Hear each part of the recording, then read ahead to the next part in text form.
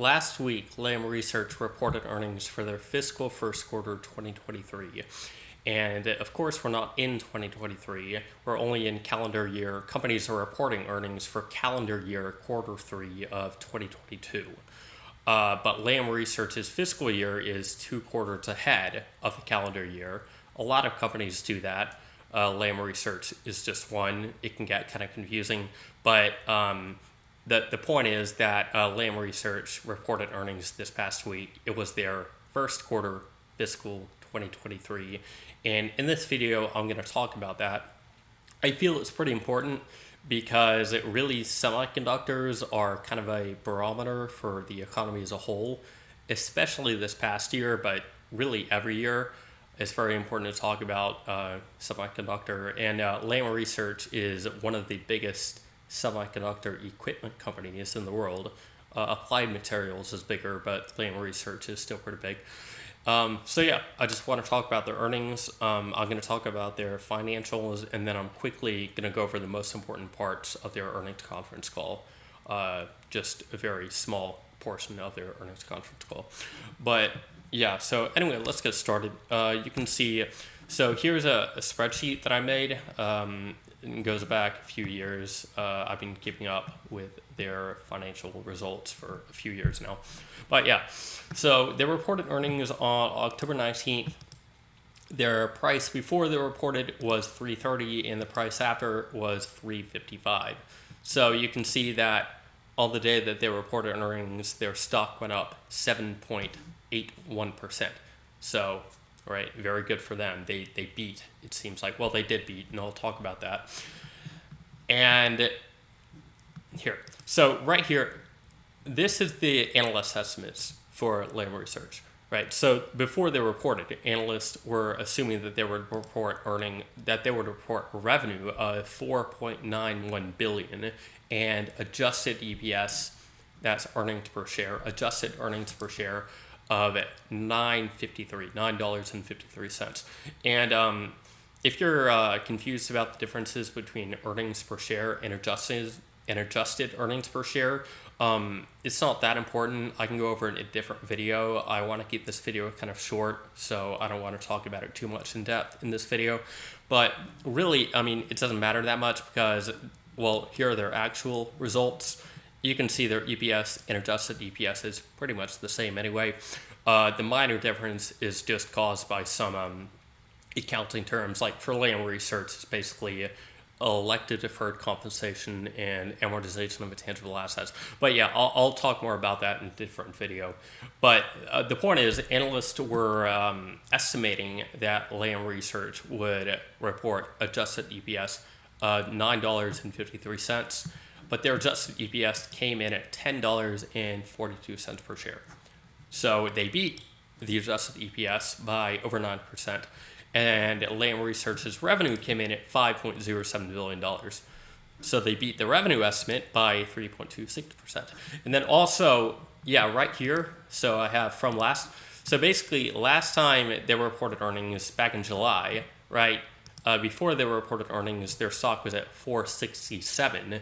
And then after they reported earnings, their stock increased by over 3% to $484. But then from that period to the prior release of earnings this quarter, their stock decreased from $484 to $330, so decreased 31%. So basically, bad news was already baked in, right? And they actually beat estimates. So even if they didn't beat estimates, even if they only met estimates, their stock probably would have gone up because, as you can see, it went down over 30% since the release of last quarter's earnings. But yeah, they beat. And so, and actually, I think at one point during this day, their stock was up over 10% for the day. And then also, yeah, this right here. So at the end of every quarter, Lam Research estimates their gross margin percentage, operating margin percentage, and EPS for next quarter, right? So it's not analyst estimates, it's just company estimates from the previous quarter. So basically, right, last quarter, and when I say they beat, gross margin company estimates by 1%, I mean something like they estimated 50% and the gross margin came in at 51%, right? Not like they estimated 50% and their gross margin came in at 50.05%. So I say 1%, I mean absolute level, not mathematical, right? So they beat gross margin. Well, yeah, last quarter they estimated their also this is calendar year, right? So I have it separated. So this is third quarter calendar year 2022, but you can see I have the separations here. First, their Lam Research's fiscal first quarter, second quarter, third quarter, fourth quarter. So so we're in Lam Research's fiscal first quarter. And last quarter, Lam Research estimated that their gross margin for this quarter would be 45%, but it came in at 46% for a 1% beat. And they estimated their operating margin, but they beat all their internal estimates, and they beat all analyst estimates. So great for the company. And then there's one other thing. So something that's even more important than how they performed next to estimates, how they performed relative to estimates, is how they performed relative to estimates for guidance, right? So basically, they said that, okay, well, next quarter we think that we're going to, achieve this amount of revenue or this CPS. And before their earnings, analysts were assuming that they would guide for a certain amount, and Lam Research came in and guided, you can see here, a higher amount. So basically what I'm saying is that for this quarter, analysts thought that Lam Research's revenue would come in at $4.91 billion, and then analysts also thought that Lam Research's revenue would come in at $4.91 billion for next quarter. And they thought for this quarter, this is obviously analysts' estimates before this quarter. They thought that Lam Research would report adjusted EPS of 9.53 for this quarter. They thought that their guidance would be 9.47. But Lam Research, when they reported their fiscal first quarter 2023 earnings, they actually estimated that their revenues would come in at $5.1 billion next quarter, and that their adjusted EPS would come in at $10 a share for next quarter. So you can see they beat the estimated revenue guidance by 3.87%, and the estimated adjusted EPS guidance by 5.6%. So they beat the guidance for this quarter, right? They beat the guidance across all metrics, and they also beat the estimated company, or they also beat the they beat the estimates for this quarter, and they also beat the estimated guidance as well. So they beat, and then they raised their guidance as well. So it was a beat and raise. And then this right here. So this is just kind of a cheat sheet for their balance sheet. And this is something very important. This is actually one of the negative parts of their quarter. So you can see I have here their total balance sheet amount. So Lam Research's total balance sheet is valued at $18.721 billion. So basically you can say that all of their assets are valued at $18.721 billion as of the end of this quarter. And their total inventory is valued at $4.36 billion. So I don't know how many companies you look at, but I have the percentage of balance sheet here. For different companies, I really monitor different areas of the balance, obviously I look at the balance sheet always, but depending on the company, like different parts are more important, right?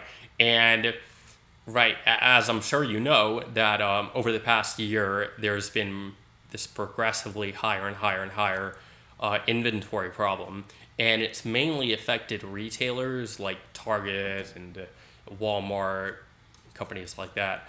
But something that, and really, that's pretty much what most people talk about in the media, right? When they talk about the inventory problem, they mainly talk about retailers.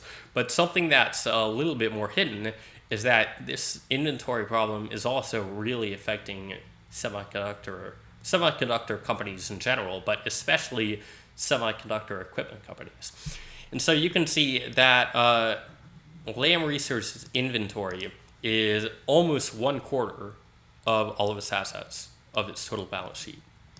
And I mean, it's always been kind of high because semiconductor equipment companies are kind of inventory intensive companies.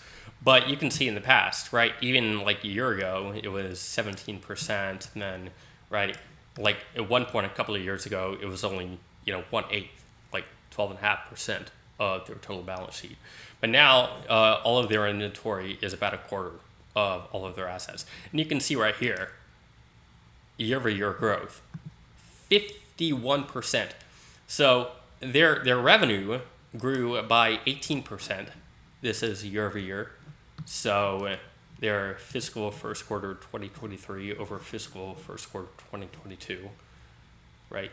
So their revenue grew by 17.91%, but their inventory year-over-year grew by almost 52%, and 10% from last quarter. So that's sequential growth. So that's not year-over-year, it's just 10% inventory growth from last quarter. So they really have an inventory problem, and that's not uncommon at this time for most companies, but especially semiconductor equipment companies. And I don't have it written here, but Lam Research is, so you can see Lam Research's net income for this quarter was about $1.4 billion. And their free cash flow was about $1.2 billion, or a bit less than $1.2 billion. I actually, here, that might be, yeah, you can see that. So their operating cash flow was less than $1.2 billion, and then minus CapEx. So yeah, you can see that their free cash flow was a little bit over $1 billion. So their free cash flow was quite a bit less than their net income for the quarter. And you can see, well, this is the major reason why. Well, this just says other, I mean, they don't really go into depth here. But, right, I mean, if you look at their 10Q, you can see that it's mainly because of the inventory buildup. So because of this inventory buildup they've been having, I mean, of course, they have to buy all of this inventory up front. And just to clarify, I mean, if they buy inventory, even if it hasn't arrived yet, then it still counts as inventory on their balance sheet. And obviously, it's something that they've still had to pay for. So that's pretty much the main reason that their free cash flow this quarter is quite a bit less than their net income. And it's been this way for the past few quarters as well. So that is one negative takeaway from this earnings report, but it's something that everyone was expecting. So it's not really that bad because everybody was already expecting it, and they beat on their revenue and adjusted EPS estimates, and they beat on their revenue and adjusted EPS estimates for guidance as well. So yeah, I mean, that's why the stock was up more than 7% on the day that they reported. All right, and now really quickly, just on to their earnings conference call. I just highlighted a couple of really important things on the earnings conference call, very important to point out. So here, let me turn, okay. So, oh yeah, and also, right, I'm sure you've heard, but on October 7th, the United States government announced new export regulations for U.S. semiconductor technology sold in China, including wafer fabrication equipment and related parts and services. So I'm pretty, if you're watching this video, then I'm sure you're well aware of this. This has been very, very big news ever since it was announced. So yeah, on October 7th, so a couple of, about a couple of weeks before Lam Research released earnings, the U.S. government announced export regulations for U.S. semiconductor technology sold in China, including wafer fabrication equipment. And this is very bad for Lam Research because they supply the companies that like fabs. They supply fabs, basically semiconductor fabs, semiconductor foundries. All right, and so right here they're talking about it. They're saying the United States government announced new export regulations for U.S. semiconductor technology sold in China, including wafer fabrication equipment and related parts and services. And because of this, for calendar year 2023, so that's basically starting with Lam Research's fiscal third quarter, right? Because they're 2 quarters ahead. So for calendar year 2023, we estimate the total revenue impact from these restrictions to be in the range of 2 to 2.5 billion. And just as a point of reference, right, that's about 10% of their yearly revenue. You can see that they earn around 20 billion a year in revenue. So this is about 10% or more of their total revenue.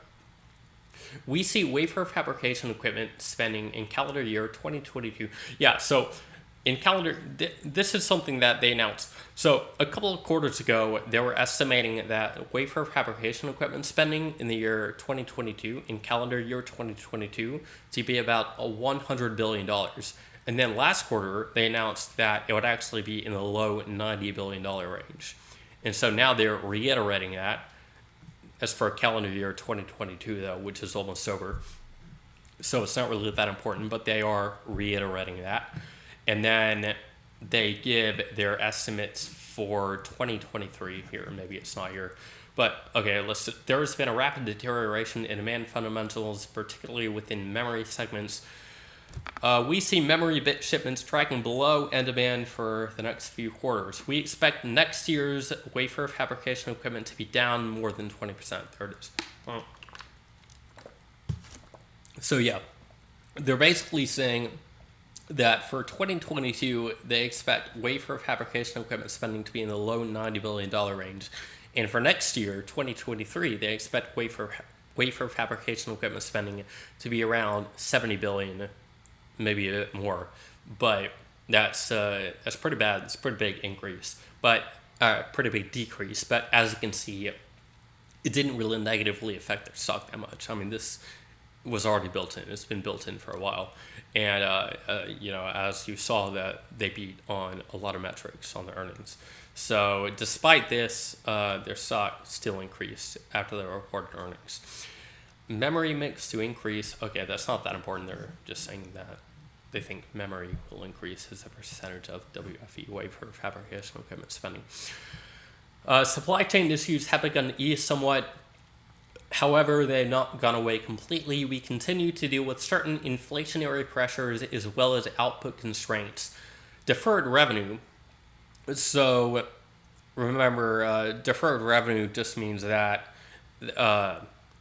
people have already paid Lam Research, but Lam Research hasn't delivered the equipment yet. I mean, this just the accounting term deferred revenue, right? It means that if somebody's paid you for the service, but you have not completed the service yet, it will be deferred revenue, right? Because under accounting rules, you can't recognize revenue as a revenue until you complete the service or deliver the product. So what they're saying here, deferred revenue, Lam Research is saying, well, we've been paid, but we have not delivered the product yet, so this is deferred revenue, which would not be equity on their balance sheet. So deferred revenue. But the takeaway here is the higher, well, why do you think Lam Research has, well, Lam Research always has deferred revenue. Companies always have deferred revenue. But the point Lam Research is making here is that their deferred revenue is higher than it normally is because, well, what did I say? That deferred revenue is just something that you've been paid for, but you haven't delivered the product yet. Well, what problem have companies been facing over the past year? Well, supply chain issues. So Lam Research can't deliver as much as they would like. They can't deliver as much as they would normally deliver. So because of that, their deferred revenue would be higher than it normally would. And they were saying deferred revenue was $2.8 billion and grew in the September quarter by approximately $550 million. So their September quarter, their what I've been referring to, their first quarter fiscal 2023. And so, yeah, their deferred revenue is growing by a lot because they can't deliver. They're being paid for their products, but they can't deliver them in a timely manner. I expect deferred revenue and backlog levels will come down as we exit the September quarter. So, right, he was saying that he thinks that supply chain issues are going to get better. Memory represented 52% of systems revenue. This isn't that important, to be honest here. I'm going to skip this.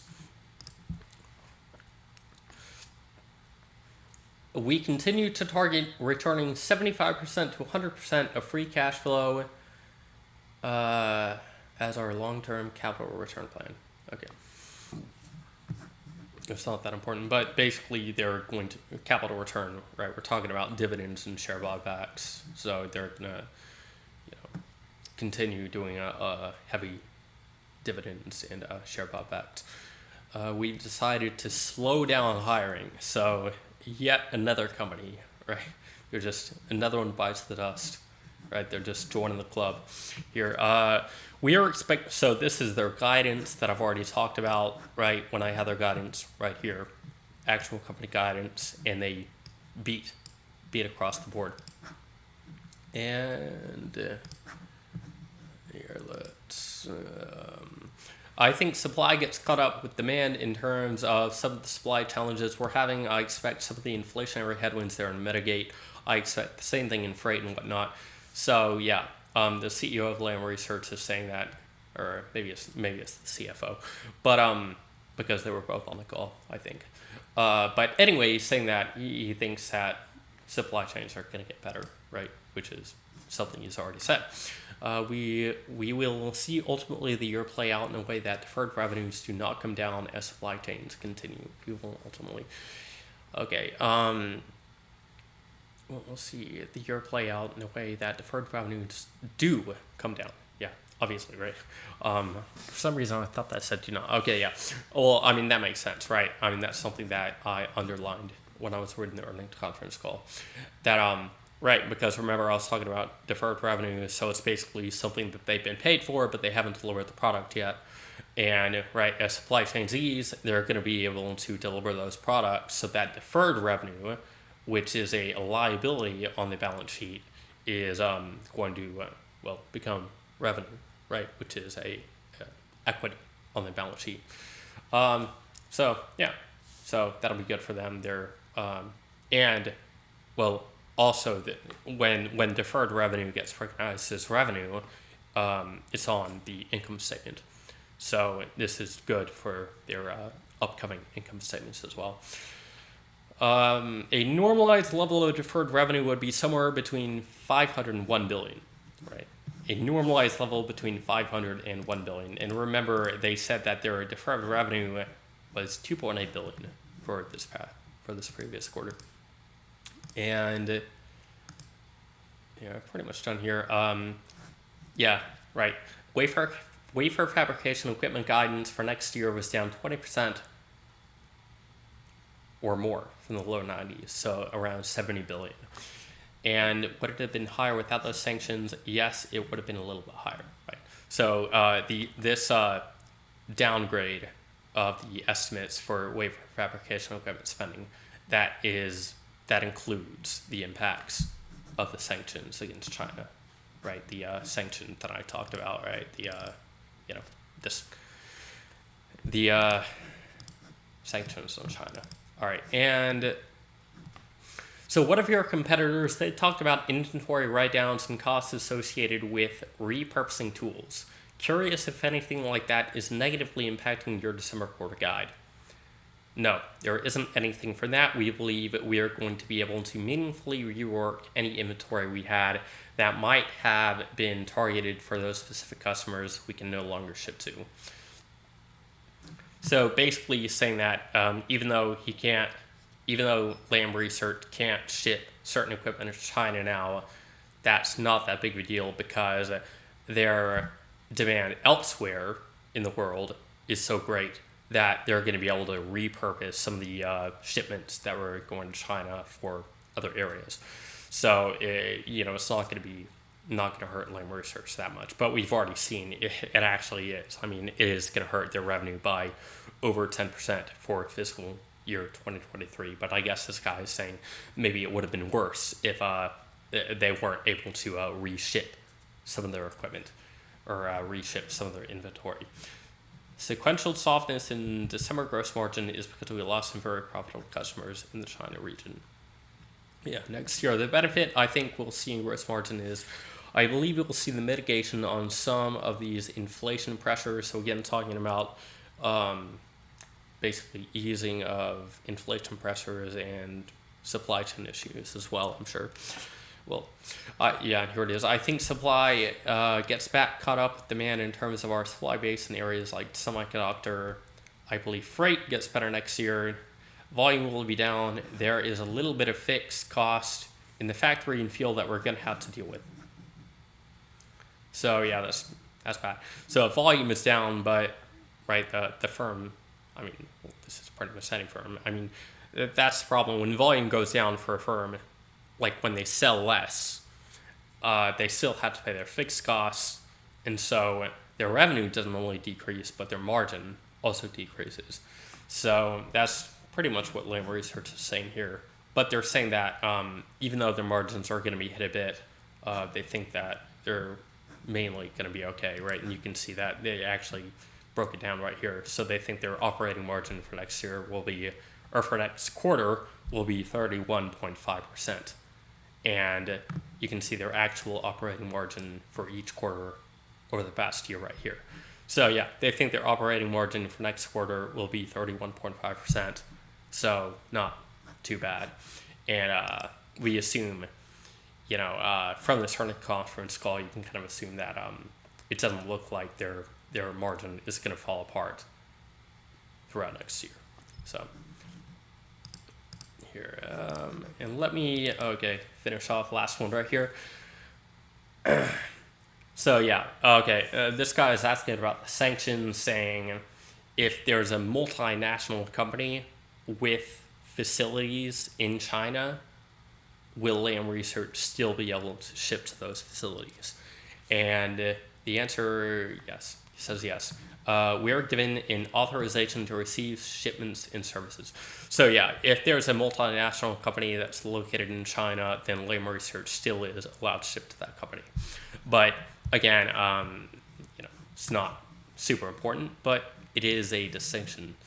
Anyway, yeah, so Lam Research, they beat, they raised, their balance sheet's not looking too good right about now, but yeah, as you can see, right, their stock decreased by over 30% from last quarter, so a lot of bad news is already priced in Lam Research. They've been raised, right? So, yeah, so the stock's done well. And yeah, you can see, like, back here, over a year ago, well, I mean, all of this right here is just before and after earnings. But there was a certain point, remember, their stock was above over $700 per share. I think at a certain point, yeah, their stock was around $725 per share. So they've lost more than half of the value of their stock. I mean, the company has lost more than half of its value. Anyway, that's, you know, a sum up of their earnings. This video was a bit longer than I thought it would be, but this is just, you know, it's kind of an in-depth review of the most important parts of their financials and the most important parts of their earnings conference call. So I hope this video was pretty educational. Thank you for watching, and I'll see you.